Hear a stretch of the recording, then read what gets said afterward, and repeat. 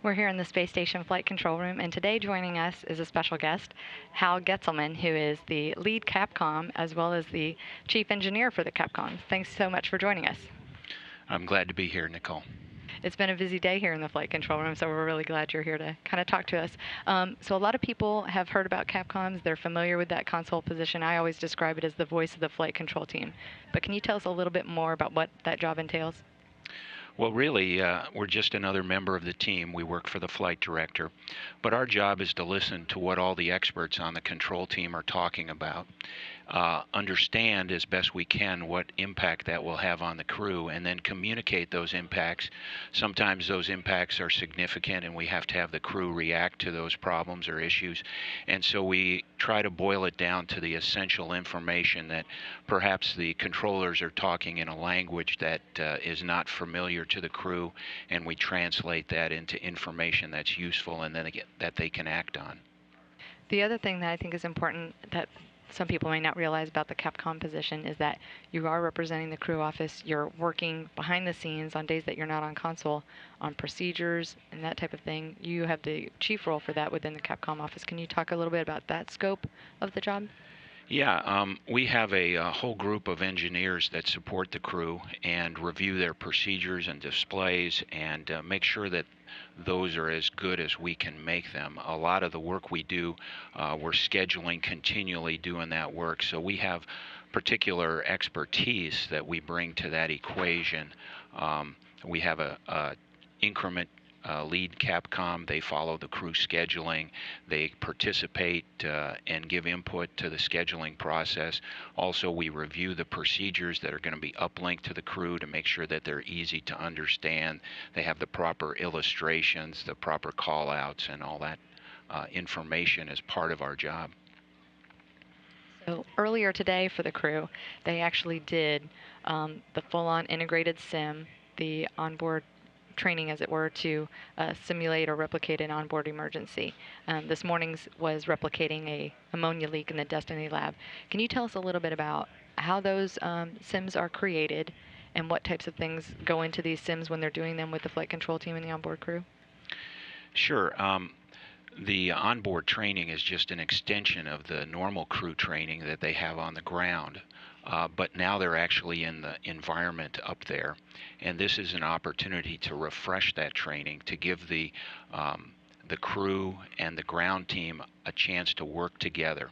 As you know, there's three basic emergencies: a toxic release, a fire event, or a depressurization. And because we're in the environment of space, these take on a different characteristic than people might be used to. If you had a fire in your house, the first reaction would be to leave the house.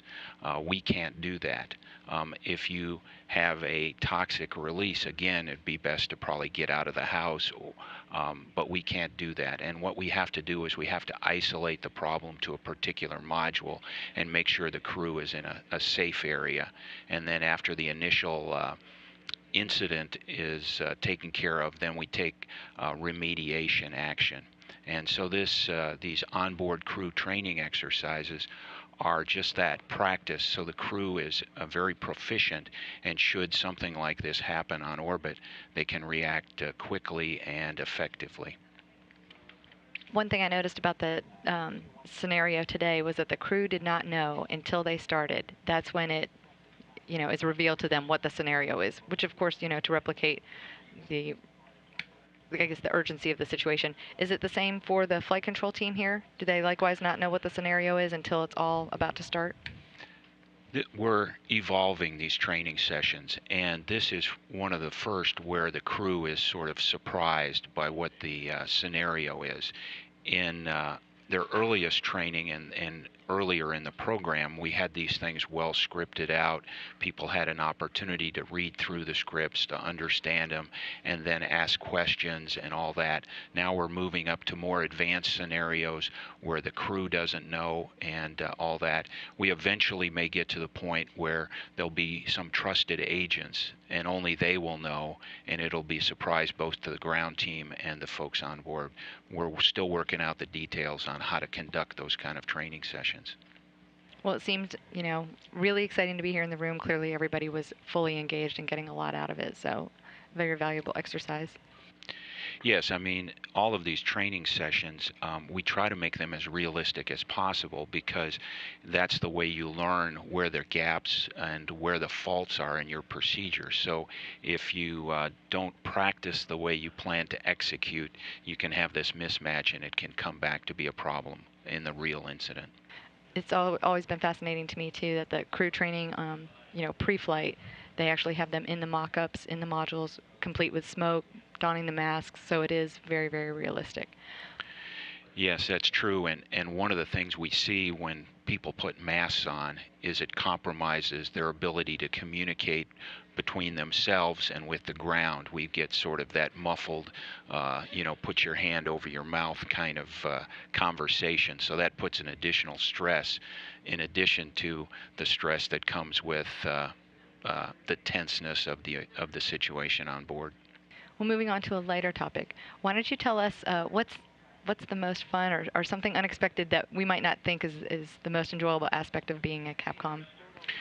Well, I guess the thing that's been kind of fun for me is the fact that I think I've introduced the Chancellor of Germany, the Prime Minister of Japan, the President of the United States. I've introduced all these people to the crew on orbit over the years that I've been doing this. So that's kind of a kick when you think about it that we're of big interest to national leaders and they want to talk to our crew and we get to play a small role in that process. Absolutely. We've had lots of VIPs and dignitaries and the occasional celebrities that come through, so I hadn't thought about that aspect. What about the flip side of that? What's the most challenging aspect of being at Capcom?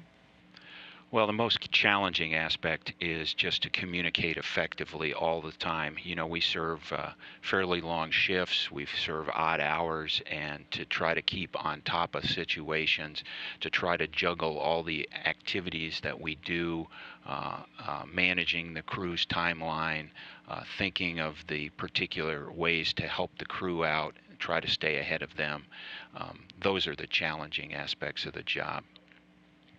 And one thing I've always been curious, the Capcoms are responsible for knowing a lot of the same systems. In a lot of cases, they do the sims for the spacewalks with the crew so that everybody's a really integrated team. So I think that's another kind of the unseen side of the story that, Capcoms are really responsible for a lot. Yeah, I mean, that's really the key expertise that we bring to the control team is the mindset of the crew. And all of our other controllers here are experts in their particular systems, whether that be thermal control or environmental control or attitude control of the vehicle. We bring the expertise of the crew perspective. And so that means not only knowing how the crew does their job, but also some of the personalities of the crews and how they like to work. So when we have some decisions in real time about whether we should work a little late today or save that work for tomorrow, is the person tired or whatever, we help make that decision, help contribute to making that decision. One last question. In your previous life, you were with the Air Force and you've had a lot of flying experience. Can you tell us a little bit about your background and the path to working here at NASA? Well, like a lot of people, I'm old enough to remember the early missions of space, and I can remember Apollo 8 going around the moon. And when I watched that on Christmas Eve, I was just mesmerized and thought this would be something that I wanted to do. And when I looked around at all the astronauts at that point, they were all military test pilots. And so I thought my path to getting into space would be to become a military test pilot. And so I went to the Air Force Academy, got a degree in mechanical engineering, went on to fly a lot of different airplanes. Most are no longer being flown by the Air Force. Tried to do the best I could in all those. I went to graduate school, got a degree in space operations, and then came down here to work at the Johnson Space Center for 2 years in the training division.